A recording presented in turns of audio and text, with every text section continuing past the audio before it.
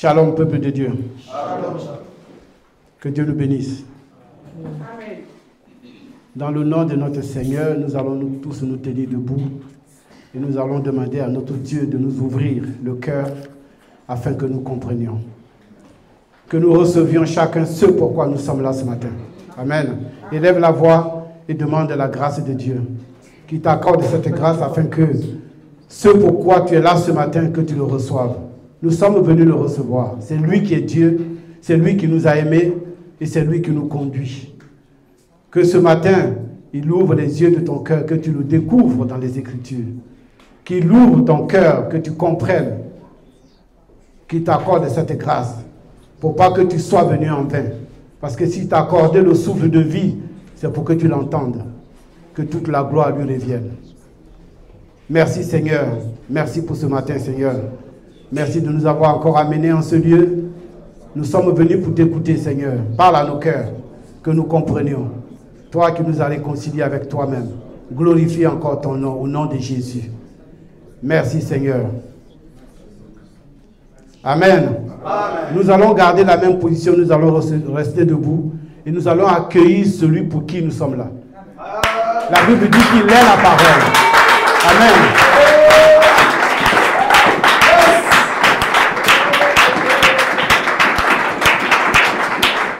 Amen. Nous allons rester debout, nous allons lire la parole. Nous allons prendre nos Bibles dans le livre d'Amos, Amos 3:3.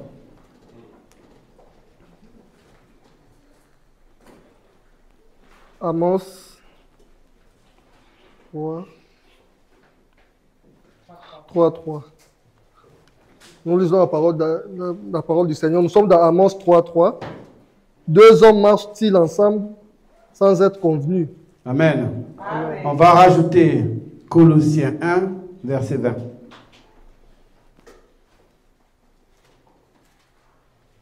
Colossiens 1, verset 20. Colossiens 1er, verset 20. Nous lisons la parole du Seigneur. Amen. Il a voulu par lui réconcilier tout avec lui-même, tant ce qui est sur la terre que ce qui est dans les cieux, en faisant la paix par lui, par le sang de sa croix. Amen. Amen. On acclame Jésus et on s'assied.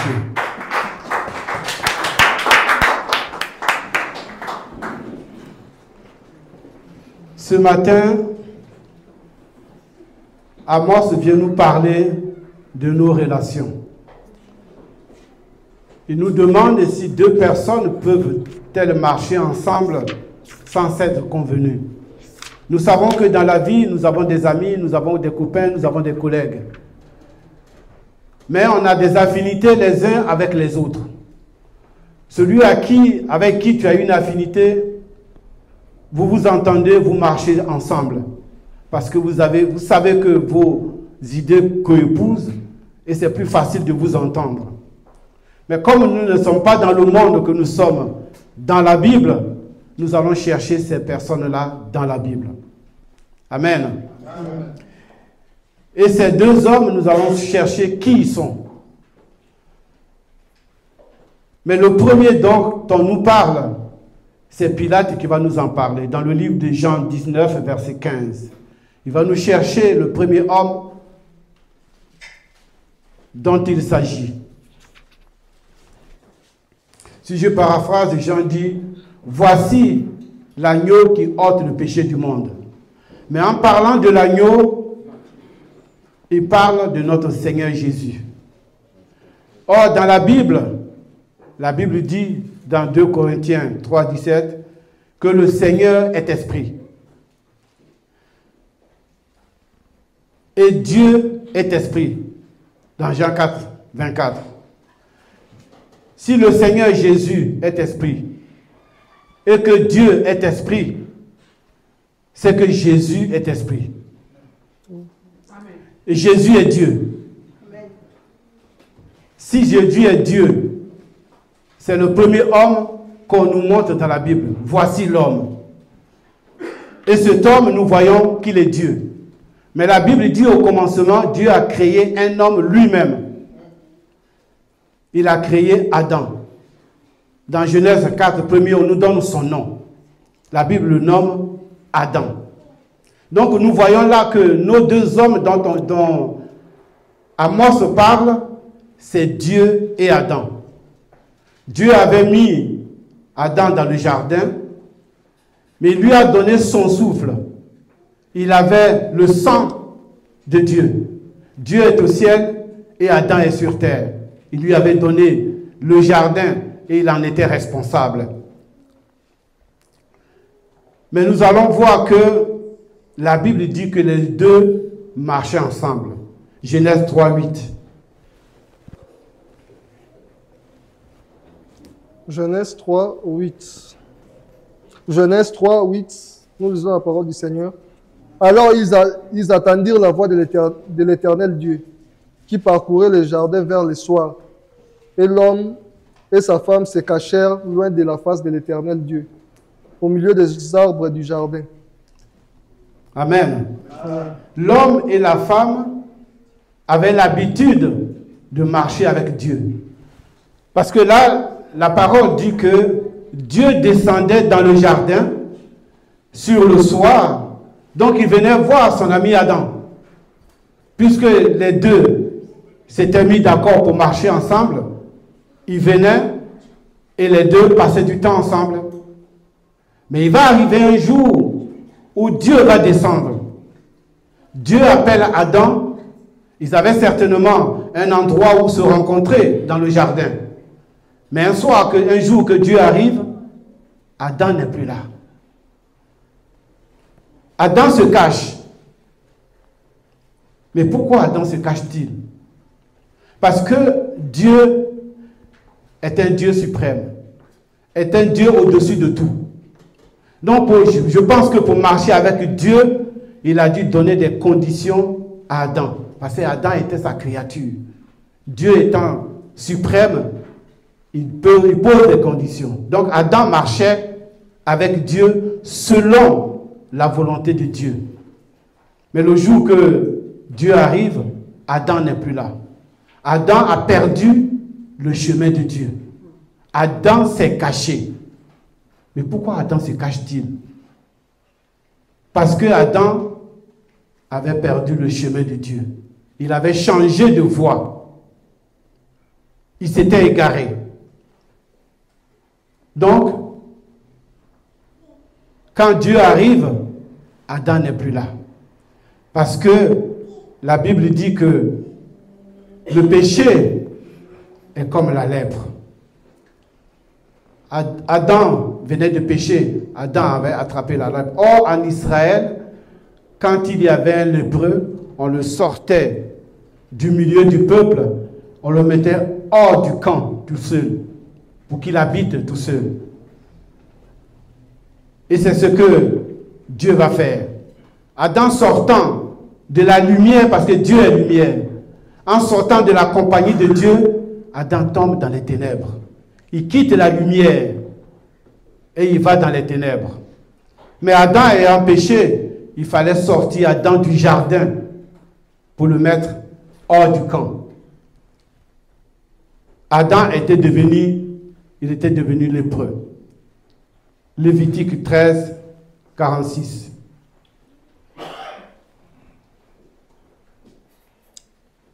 Lévitique 13, 46. Nous lisons la parole du Seigneur.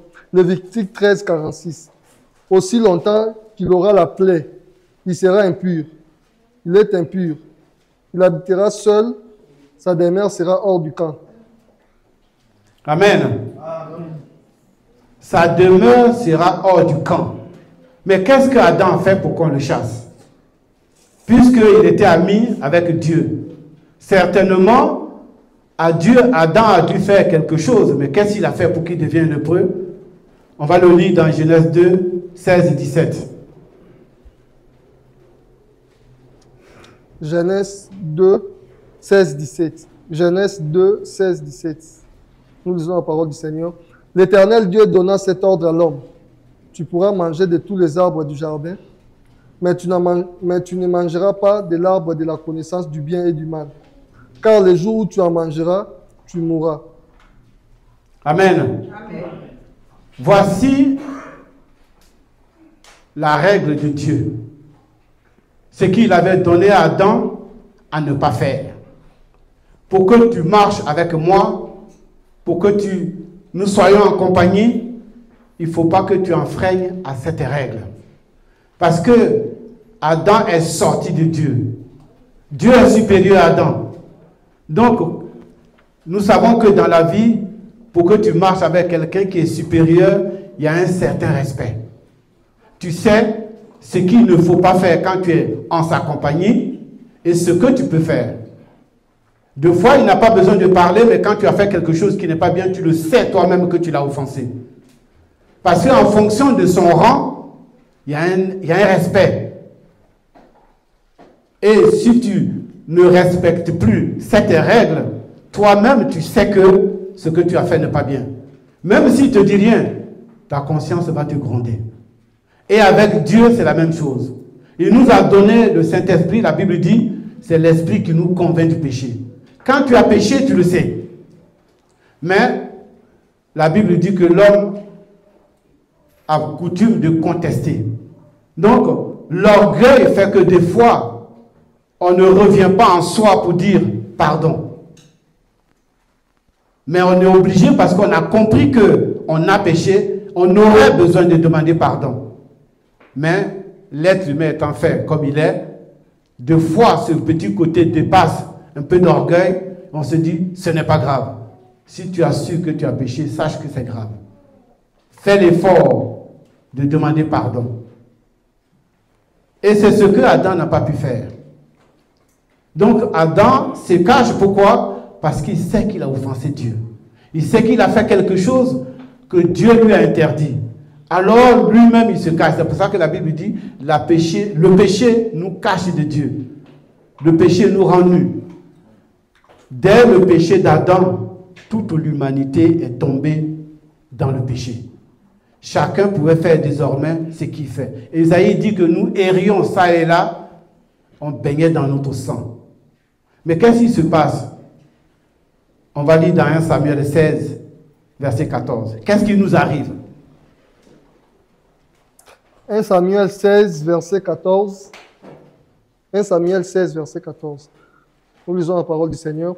L'Esprit de l'Éternel se retira de Saoul, qui fut agité par un mauvais esprit venant de l'Éternel. Amen. L'esprit impur agitait Saül. Pourquoi? Parce que l'Esprit de Dieu s'était retiré de lui. Dès l'instant où Adam a quitté la face de Dieu, c'est comme si l'Esprit de Dieu l'avait quitté. Et nous, comme Adam, qui avons péché en Adam, nous étions dans le désert, comme je disais tout à l'heure. Isaïe dit que nous errions ça et là. Nous aussi, nous étions agités par le mauvais esprit. Parce qu'on faisait ce qu'on voulait, et tantôt, on était dans le vol, tantôt, on était dans l'adultère, tantôt, on était dans le mensonge. C'est l'esprit impur qui nous agitait. Parce qu'on avait quitté la face de Dieu, on avait abandonné la droiture, on avait quitté la lumière. Donc, nous étions dans les ténèbres. Alors, on était agités, comme quand l'esprit a quitté Saoul. C'est pour cela, quand Dieu a dit, il a maudit le serpent, tu es poussière, et toute ta vie, tu mangeras de la poussière. Mais, qui a déjà vu un serpent manger de la poussière en réalité? C'est que nous qui étions dans le péché et qui étions agités tantôt par le péché, tantôt par le mensonge, le vol, nous étions comme la poussière et le serpent pouvait dominer sur nous. C'est ça la nourriture du serpent, dominer sur l'être humain. Il avait le pouvoir de dominer sur nous. Et aujourd'hui, nous voyons dans le monde, c'est le malin qui domine. C'est lui qui dirige le monde. Vous remarquerez, tout ce que le monde apprécie, c'est contre Dieu. Automatiquement. Quand tout le monde apprécie quelque chose, c'est que c'est le contraire de la volonté de Dieu. Parce que le monde a mis à cœur à chacun de l'adorer lui. Donc tout ce qui est de lui est mieux que ce qui est Dieu. Ce qui est de Dieu. C'est pour ça que dans le monde, quand le monde apprécie quelque chose, forcément, c'est contre la volonté de notre Dieu. Parce que ceux-là ne sont pas dans la lumière, donc ils ne savent plus ce qui est bien et ils acceptent volontiers ce que le malin désire.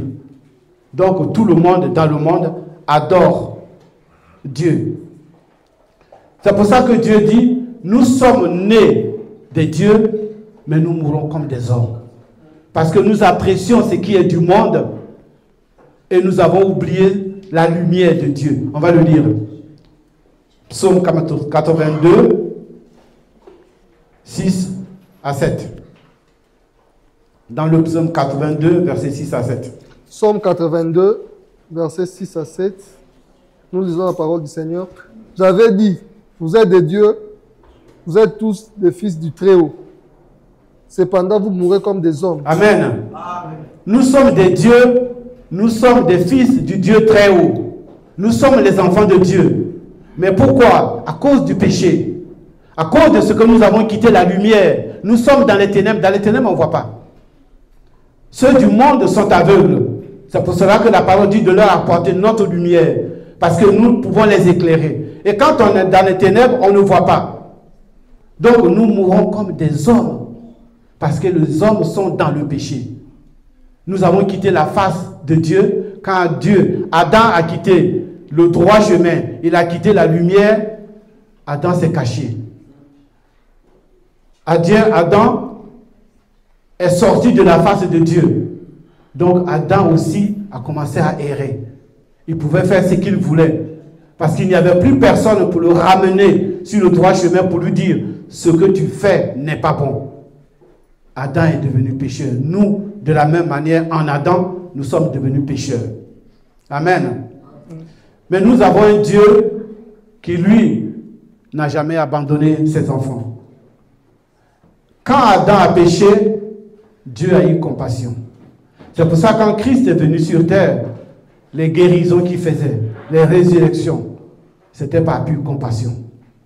Parce qu'il avait compassion. Et c'est ce que Dieu va faire, il va avoir compassion d'Adam dans le jardin.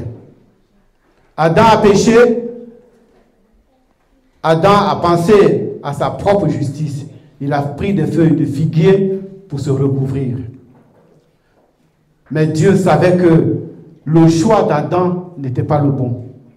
Et comme Dieu a toujours voulu être avec l'homme, parce que c'est l'homme qu'il adore, il va pardonner à Adam et il va lui coudre des habits pour l'habiller. Parce que Adam était nu. Genèse 3, 21.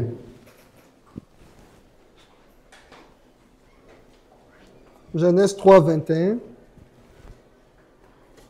Nous lisons la parole du Seigneur. L'Éternel Dieu fit à Adam et à sa femme des habits de peau et il les en revêtit. Amen.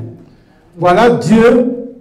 C'est Adam qui a péché contre Dieu, mais qu'est-ce que Dieu fait? Dieu va chercher Adam et Dieu va habiller Adam. Parce que Adam ne s'est pas soucié de son péché. Adam a péché contre Dieu, mais il n'a pas cherché le spirituel. Nous voyons que dans la Bible, quand Caïn et Abel font des offrandes, Caïn donne de ses fruits. Mais Abel, qui était prophète, avait la connaissance du sang. Il avait cette connaissance-là. Parce qu'il était prophète. Il va donner les prémices. Le sang, il va donner des agneaux. Ce qui fait que Dieu a agréé son offrande par rapport à l'offrande de Caïn. Parce que Dieu savait qu'il fallait le sang. Et Caïn, n'avait pas cette connaissance-là. Et Abel a fait des offrandes plus agréables à Dieu. Adam n'a pas eu souci de son péché. Il n'avait pas compris que tout ce qui était autour de lui n'était que justice de l'homme. Il va prendre des feuilles de figuier pour s'habiller. Mais Dieu savait que ces feuilles ne pouvaient pas résister. Il va d'abord chercher Adam pour le protéger, parce que plus tard, il pourrait ramener l'homme auprès de lui. Dieu n'a jamais offensé l'homme, mais l'homme a été le premier à offenser Dieu, parce qu'il n'a pas obéi à sa parole, parce qu'il a tourné dos à Dieu. Il n'a pas respecté la clause qu'il y avait entre les deux. Et comme Dieu ne veut jamais abandonner l'homme, il cherche toujours à le ramener sur le droit chemin. Matthieu 5, versets 23 à 24.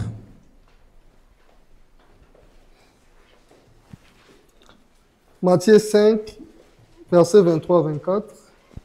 Nous lisons la parole du Seigneur. Si donc tu présentes ton offrande à l'autel, et que là tu te souviennes que ton frère a quelque chose contre toi, laisse là ton offrande devant l'autel et va d'abord te réconcilier avec ton frère.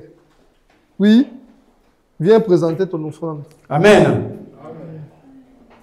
Dieu dit, si tu veux faire ton offrande, et quand tu tiens ton offrande, tu la portes. Mais tu te souviens que ton frère a quelque chose contre toi. Pas que toi tu aies quelque chose contre lui, mais lui a quelque chose contre toi. Mais puisque c'est un Dieu bon, Dieu de la réconciliation, il dit, toi qui n'as rien contre lui, va pardonner à ton frère. Va te réconcilier d'abord avec ton frère. Va chercher sa réconciliation. C'est lui qui a quelque chose contre toi, mais c'est toi qui cherches la réconciliation. Parce que tu ne veux pas avoir sur ta conscience, quelque part, quelqu'un est fâché contre toi, mais tu ne sais pas pourquoi. Tu as besoin de lui dire, mon frère ou ma soeur, pardonne-moi. Même que ce soit elle ou lui qui ait fait quelque chose contre toi, tu vas lui demander pardon. Ce n'est pas une faiblesse. Et c'est ce que Dieu nous conseille. C'est une force. C'est une force, le pardon. C'est pour cela que c'est important dans la marche avec Dieu. Parce que tu es en colère contre ton frère. Peut-être ce n'est même pas grave. Mais comme je disais tantôt, l'orgueil nous perd. Des fois, la chose n'est pas grave. Mais on n'est pas capable de faire le premier pas. Je n'ai rien contre toi, tu es fâché avec moi, je m'en fous. Ce n'est pas moi qui ai fait quelque chose, donc tu restes là où tu es et je m'en fous de toi. Non, tu n'as pas gagné ton frère, tu l'as rejeté. Tu n'as rien fait contre lui, mais si tu lui pardonnes, peut-être que quelque part, ça ferait réfléchir à la personne. La manière dont je me suis comporté n'est pas la bonne. Donc je me réconcilie avec mon frère. Tu as gagné un frère. Amen. Mais si tu le rejettes, tu l'as perdu. Peut-être que c'est lui qui a de l'orgueil en lui parce qu'il ne veut pas faire le premier pas, mais il attend. Il dit, moi je ne fais rien, mais s'il revient, je suis quand même prêt à accepter. Mais dès l'instant où tu n'as pas fait le premier pas, tu n'as pas fait mieux que lui. Puisque tu n'as pas été chercher ton frère pour le ramener à toi. Mais c'est ce que Dieu nous demande et c'est ce que lui fait. Il donne une règle à Adam. Adam désobéit. Adam fuit. Et lui, il va rechercher Adam pour le ramener près de lui. Parce qu'il sait qu'Adam est perdu. S'il laisse Adam, il ne pourra plus jamais le rattraper. Parce qu'Adam n'a pas conscience de ce qu'il a fait. Il n'a pas conscience de son péché. C'est pour cela qu'il n'a pas cherché d'abord qu'est-ce qui allait le réconcilier avec le spirituel. Il a cherché des feuilles. Alors que les feuilles sèchent. Il était nu quand il a dit à Dieu, je suis nu. Même s'il est encore habillé avec les feuilles de figuier, il ne l'est pas plus. Parce que quand les feuilles vont sécher, il saura qu'il est toujours nu. Ça veut dire que sa justice, elle n'est pas bonne. C'est pour cela que Dieu nous dit, va te réconcilier avec ton frère. Amen. Il était difficile à Adam de faire le premier pas. Adam ne pouvait pas le faire. Alors il fallait que Dieu lui-même aille le chercher pour lui pardonner. Adam n'avait pas les moyens de se sauver par lui-même. Il n'y a que Dieu qui pouvait le sauver. Nous allons prendre le livre d'Hébreux. Hébreux 9, 22.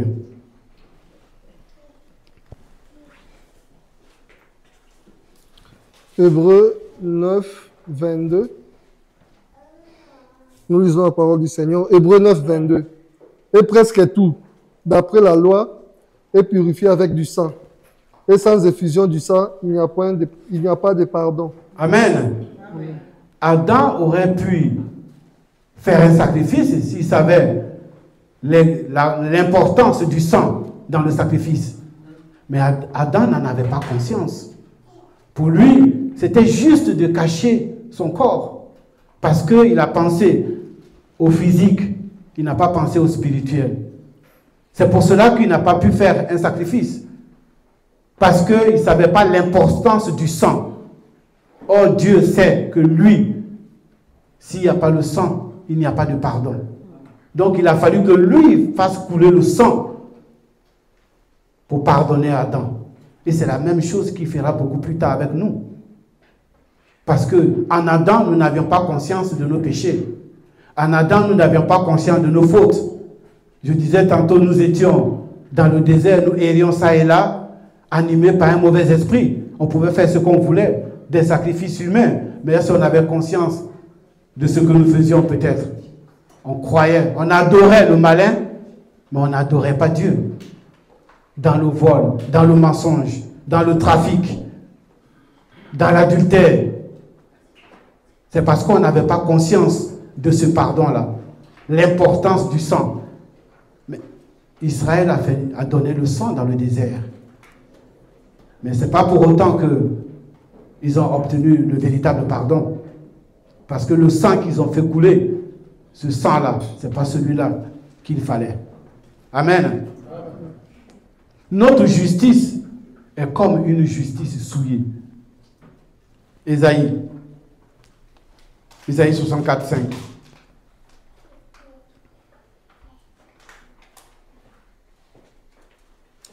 Ésaïe 64, verset 5. Nous lisons la parole du Seigneur. Nous sommes tous comme des impurs, et toute notre justice est comme un vêtement souillé. Amen. Amen. Nous sommes comme des impurs. La Bible disait plus loin que nous naissons comme des dieux, mais nous mourrons comme des hommes. Parce que nous sommes tombés dans le péché, nous sommes devenus souillés. Notre justice est impure. Ce n'est plus une vraie justice. Parce qu'il n'y a que Dieu de juste. Et nous avons quitté la lumière et nous sommes tombés dans les ténèbres. Dieu est lumière. Dieu est soleil. Regardez la différence. Quand Adam prend des feuilles de figuier, mais les feuilles ne vont pas résister à la lumière, au rayon du soleil, parce que ces feuilles vont sécher, comme je le disais tout à l'heure, et Adam va se retrouver encore nu. C'est ça notre justice. Notre justice ne résiste pas à la vérité de Dieu. On a beau dire, on a beau penser, on a beau nous excuser ou nous exprimer, quand la justice de Dieu arrive, notre justice devient souillée. Notre justice ne tient pas devant la justice de Dieu. Parce que le seul vrai juste, c'est Dieu. C'est pour cela que il y a beaucoup d'assemblées. Il y a beaucoup de serviteurs de Dieu. Avec la parole, chacun en fait ce qu'il veut. Pourquoi? Parce que tous lisent la lettre. Et quand on lit la lettre, la Bible dit la lettre tue. Donc quand tu n'as pas les moyens, que tu ne connais pas que c'est le sang qui sauve, tu es obligé de faire de faux sacrifices. Tu es obligé de répandre le mensonge. Parce que le mensonge, il court très très très vite. Mais la vérité prend les escaliers, mais la vérité arrive toujours première. Donc tu as beau dire ce que tu veux, mais le jour que celui à qui tu as dit ce que tu voulais se retrouve en face de la vérité, il comprend que tout ce que tu as dit n'était que mensonge. Puisque nous sommes dans la Bible, tout ce que tu as dit, tu n'as répété que la lettre. Or, la vérité est de retrouver Jésus-Christ dans la parole.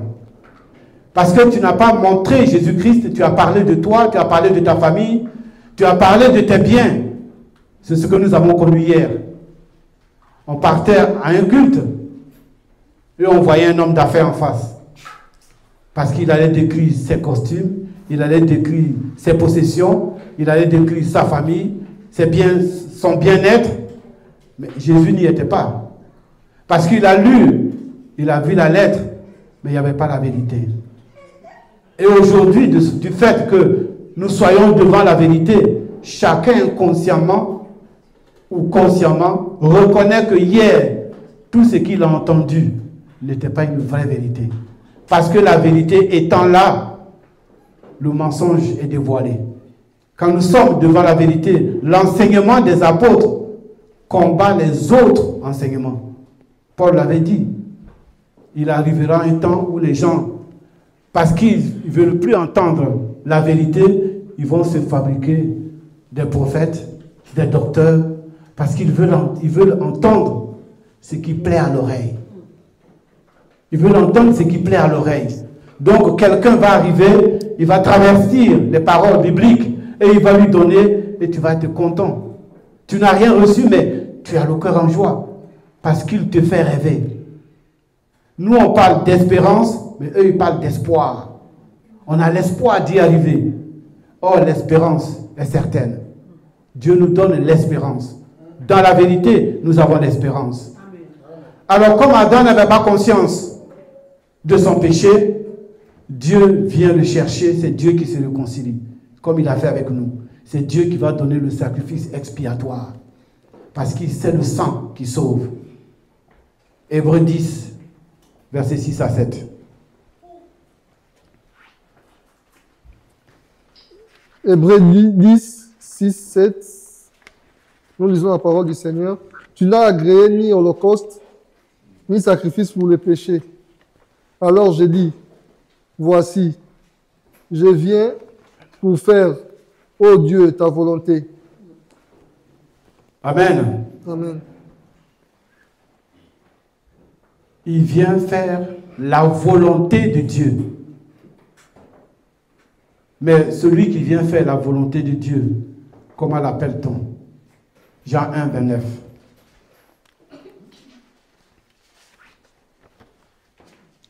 Jean 1er, 29. Nous lisons la parole du Seigneur. Le lendemain, il vit Jésus venant à lui. Et il dit, voici l'agneau de Dieu qui ôte le péché du monde. Amen. Amen. Voici l'agneau qui ôte le péché du monde. Mais l'agneau, c'est l'agneau du sacrifice. C'est l'agneau que Dieu va offrir pour sauver l'homme en Adam. Parce que l'homme est comme Adam, l'homme n'a pas conscience de son péché. L'homme ne peut pas imaginer que le sang sauve. Mais il n'y a que Dieu qui connaît l'importance de ce sang-là. Et c'est lui-même encore qui va offrir le sacrifice expiatoire. Parce que tous les sangs ne sauvent pas. Voyez-vous, quand ils allaient attraper Jésus dans le jardin, ceux qui étaient conduits par Judas, quand ils viennent, Jésus leur demande, qui cherchez-vous? Jésus, il dit, c'est moi. Mais ils ne pouvaient pas le reconnaître. Ça veut dire que tous ceux qui étaient avec Jésus étaient des agneaux. Donc on ne pouvait pas reconnaître l'agneau qui ôte le péché du monde. Vous imaginez qu'on aurait attrapé Pierre pour crucifier Pierre. Nous ne serions pas sauvés. Ce n'était pas le vrai agneau. Ce n'était pas le vrai agneau. Donc ils étaient obligés de savoir. Ils sont venus avec Judas pour qu'il montre le vrai agneau.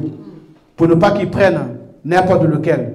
Comme Abraham, quand il reçoit les 3 visiteurs, c'est lui-même qui va dans son élevage. La Bible dit qu'il choisit l'animal bon et tendre.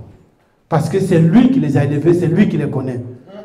Donc Judas était obligé de venir pour que lui, comme Abraham, il choisisse lui-même l'agneau tendre et bon, l'agneau qui sauve. C'est pour ça que Judas est venu, pour choisir le bon. Parce que les autres auraient pu prendre n'importe qui, Matthieu, Jacques. Mais ceux-là, leur sang ne sauve pas. Il n'y avait qu'un agneau dont le sang sauve. Donc il était obligé de venir avec eux pour pouvoir attraper le bon agneau, pour l'amener au sacrifice, afin que nous soyons sauvés. C'est pour cela que vous verrez que dans le désert ou en Israël, Dieu n'a pas agréé les sacrifices d'animaux que faisait Israël. Parce que ce sang-là ne sauvait pas. Ils étaient dans l'ombre et ce sang ne faisait que recouvrir leurs péchés. Ce sang ne pouvait pas sauver. C'est pour ça que Dieu a dit, Jésus disait, tu m'as donné un corps pour faire ta volonté. Parce que ce corps qui est l'agneau, c'est ce corps qui va être déchiré. C'est son sang qui va sauver. Donc le sacrifice des animaux n'a jamais sauvé. Dans son corps, il nous a frayé un chemin. Comme quand Moïse est venu avec le peuple devant la mer Rouge, et qu'en levant son bâton, il frayait un chemin au milieu de la mer pour que le peuple passe. Jésus-Christ l'a fait à la croix. Il nous a frayé un chemin dans son corps afin que nous soyons sauvés. Ésaïe 35, verset 8. 35. Verset 8. 35, Ésaïe 35, verset 8. Ésaïe 35, verset 8. Nous lisons la parole du Seigneur. Ésaïe 35, verset 8. Il y aura là un chemin frayé, une route qu'on appellera la voie sainte. Nul n'impie n'y passera. Elle sera pour eux seuls. Ceux qui la suivront, même les insensés, ne pourront s'égarer. Amen. C'est le seul chemin qu'il faille pour que nous soyons sauvés. C'est le seul chemin, il n'y a pas deux. La mort de Jésus-Christ à la croix. Il n'y en a pas deux. Nous sommes comme le peuple d'Israël dans le désert. Parce que dans le désert, il y a les serpents et il y a les scorpions. Mais qu'est-ce que Dieu dit? Il dit à Moïse, fais-moi un serpent d'airain que tu mettras sur la perche. Et celui qui sera mordu par un serpent mouvant doit regarder le serpent sur la perche et il sera guéri. Le serpent mort qui est plus puissant que les serpents vivants. Ça, c'est une puissance. Nous, aujourd'hui, nous sommes dans le désert. Nous vivons avec les serpents et les scorpions. Et nous devons regarder à la croix de Golgotha. C'est à la croix qu'il y a la vie. C'est à la croix qu'on est sauvé. C'est à la croix qu'on a été délivré. Le sacrifice de la croix est celui qui vaille, celui qui sauve, celui qui libère. C'est à la croix que nous devons regarder pour avoir la vie. Si nous regardons nos pieds, nous sommes encore dans les ténèbres parce que nous ne verrons rien. Vous voyez, Dieu ne regarde pas les pieds des anges. Ils ont 6 ailes. 2 pour couvrir les pieds. 2 pour se voiler le visage pour ne pas voir Dieu face à face. Et 2 pour voler. Si nous regardons nos pieds, nous n'aurons jamais de lumière. Parce que la lumière luit d'en haut. Et si nous regardons en bas, nous sommes toujours dans les ténèbres. Nous ne pourrons pas voir. C'est pour cela que, quoi qu'il nous arrive, nous devons regarder à la croix de Golgotha. Nous devons lever la tête. David dit, je regarde sur la montagne, d'où me vient le secours. Mais notre secours vient de la croix de Golgotha. Notre secours vient d'en haut. La montagne 7. C'est là que nous devons regarder. Depuis la croix de Golgotha, Dieu est venu réconcilier l'homme avec lui. Jean 15, 15. À cause de ce qu'il nous réconcilie, nous ne sommes plus ennemis de Dieu. Jean 15, 15. Nous lisons la parole du Seigneur. Je ne vous appelle plus serviteur, parce que le serviteur ne sait pas ce que fait son maître.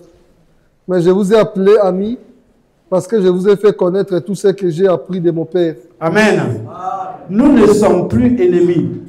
En Adam, nous avons été ennemis à cause du péché. Mais Dieu est descendu parce qu'il nous a connus d'avance et il sait qu'il n'y a que lui qui pouvait nous sauver. Il est venu pour nous montrer la voie. Il nous a tracé un chemin. Il a fait couler son sang pour que nous regardions à lui. Et tous ceux qui regardent à lui, tous ceux qui croient en lui, Dieu n'appelle plus serviteurs. On n'est non seulement plus ennemis, on n'est plus serviteurs parce qu'on s'était approché, mais maintenant nous sommes liés. Il nous appelle amis. Or, dans le jardin d'Éden, c'est deux amis qui marchaient ensemble. Mais ils ont fini par se séparer. Et ce qui avait été cassé dans le jardin, Dieu vient le souder. Dieu le ramène pour que nous soyons à nouveau réconciliés. C'est pour cela que ceux qui étaient amis dans le jardin, qui marchaient ensemble et qui se sont séparés, vont se retrouver. Dieu et l'humanité en Adam vont se retrouver. Grâce à quoi? Grâce au sang de la croix. Grâce au sacrifice du Seigneur Jésus. Son péché, son sacrifice à la croix de Golgotha a vaincu nos péchés. Son sacrifice, sa grâce a vaincu la mort. La Bible dit qu'il a détruit la mort. La mort n'a plus d'importance pour nous. Il dit quelque part, la mort nous est un gain. Quand nous sommes en face de la mort, nous ne craignons pas parce que nous savons que nous ne mourrons pas. Nous irons seulement au repos. Nous allons nous reposer, comme il a dit à ses amis quand Lazare est mort. Il dit, notre ami Lazare dort. Quand on dort, on se repose. Quand tu as travaillé, que tu es fatigué, tu vas te reposer. Lazare se reposait. Parce que celui qui le disait, il savait qu'il est au-delà de la mort. Donc pour lui, la mort n'a pas d'importance. Parce que la mort, ce n'est qu'un sommeil. Puisqu'il est capable de réveiller. Donc nous, il nous demande de ne pas avoir peur de la mort. Parce que c'est lui qui nous réveille. Nous sommes dans un sommeil. Tous ceux qui nous ont précédés, aujourd'hui, ils sont en train de se reposer. Ils dorment. Parce que la Bible dit que ceux qui sont sur terre le jour de l'enlèvement n'iront pas avant. Et les autres ne viendront pas après. C'est eux qui ressusciteront premiers. Ils se réveilleront. Ils ne vont pas ressusciter. Ils vont se réveiller puisqu'ils sont dans un sommeil. Ils dorment. Ils vont se réveiller. Et nous tous, nous partirons ensemble. Si Adam nous avait fait sortir du chemin avec Dieu, s'il nous avait caché la face de Dieu, qu'il nous avait sorti du droit chemin, parce que nous étions tombés dans les ténèbres puis que nous avons quitté la lumière, Jésus est revenu pour nous remettre sur le droit chemin. Jésus est venu pour nous réconcilier, afin que nous retournions dans le jardin d'où nous sommes sortis, pour que nous soyons à côté de lui. Désormais, nous sommes réconciliés avec Dieu. Nous ne sommes plus ennemis, nous sommes des amis. Il nous appelle amis. Quand nous écoutons sa voix, il dit de ne pas endurcir nos cœurs. Parce que nous sommes des amis. Hier, parce que Adam n'a pas écouté, nous sommes devenus ennemis. Nous devons écouter.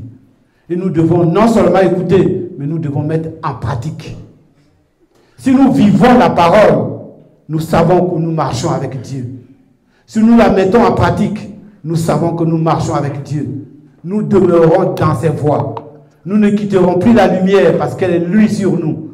Et nous pouvons la refléter dehors. Parce que nous sommes réconciliés. Colossiens 1, 21, 23. Colossiens 1, 21 à 23.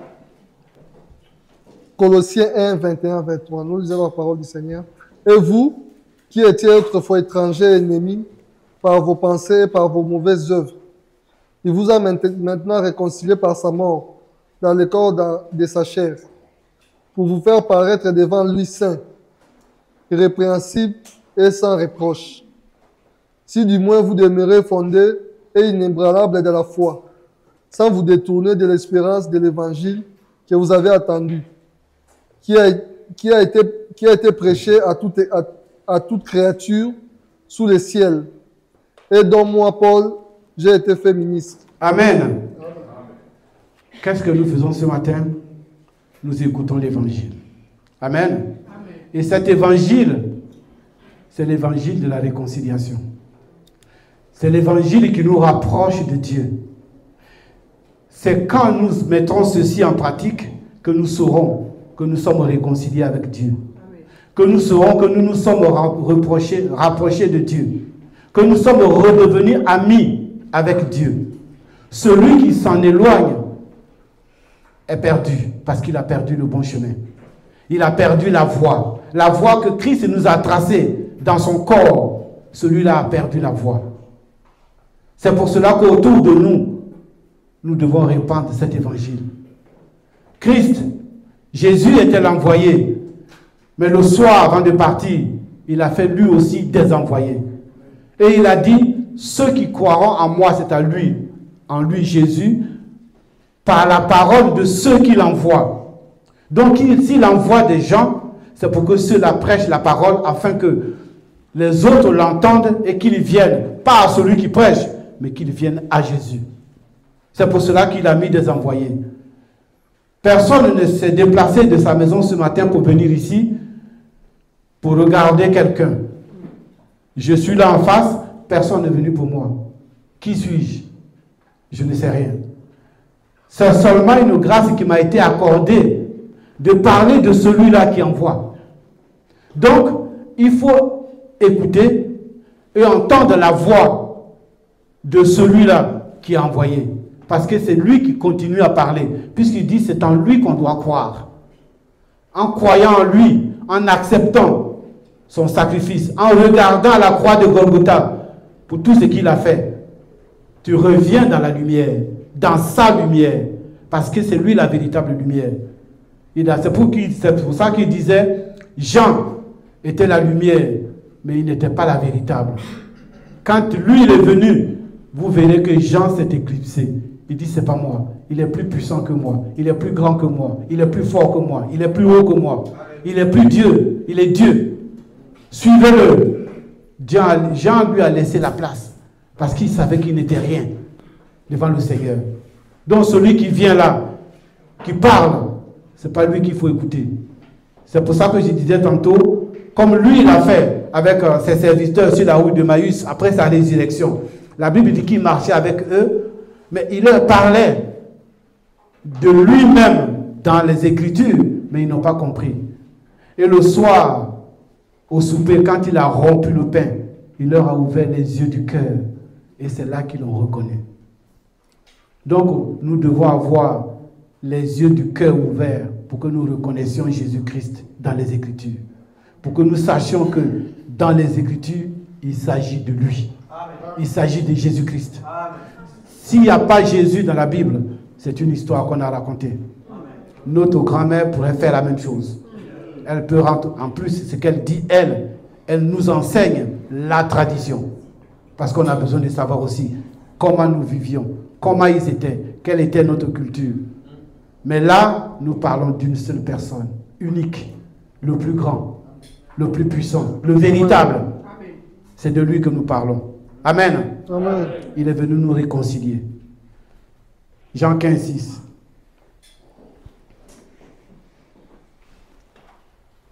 Jean 15, verset 6. Nous lisons la parole du Seigneur. Si quelqu'un ne demeure pas en moi, il est jeté dehors, comme les sarments, et il sèche. Puis on ramasse les sarments, on les jette au feu. Amen. Amen. On ramasse le sarment et on le jette au feu. Si nous ne demeurons pas en Christ, nous sommes comme les feuilles de figuier qu'Adam a portées. Nous allons sécher et on nous jettera dans le feu. C'est-à-dire qu'on sera toujours nus. Nous avons besoin de marcher dans les voies du Seigneur. Il n'y a que comme ça que nous saurons que nous sommes réconciliés avec Dieu. Que ce qu'il a fait à la croix de Golgotha, nous y croyons. Et nous acceptons que c'est par là que nous avons gagné la vie. C'est par là que nous avons été sauvés. C'est par là que nous avons été réconciliés. Nous ne devons pas prendre la parole de Dieu comme une plaisanterie. Nous devons demeurer en Christ. Chaque jour, nous devons faire l'effort de rentrer dans les Écritures pour demander « Qu'est-ce que tu me dis aujourd'hui? Qu'est-ce que tu m'enseignes aujourd'hui? Est-ce que ma conduite a été honnête? Est-ce que j'ai marché comme tu veux que je marche ?» Chaque jour, nous avons besoin de faire un travail de conscience. Il n'y a que comme ça nous saurons que nous sommes véritablement réconciliés et que nous n'avons pas quitté le véritable chemin. Amen. Que nous demeurons dans la voie de Dieu. Alors, notre réconciliation sera solide. Amen. Nous serons convaincus que nous sommes réconciliés. Alors, celui qui est réconcilié véritablement pourra se faire passer pour la Vierge sage l'espérance, les choses que nous espérons, nous allons les voir. Amen. Amen. Que Dieu nous bénisse. Amen.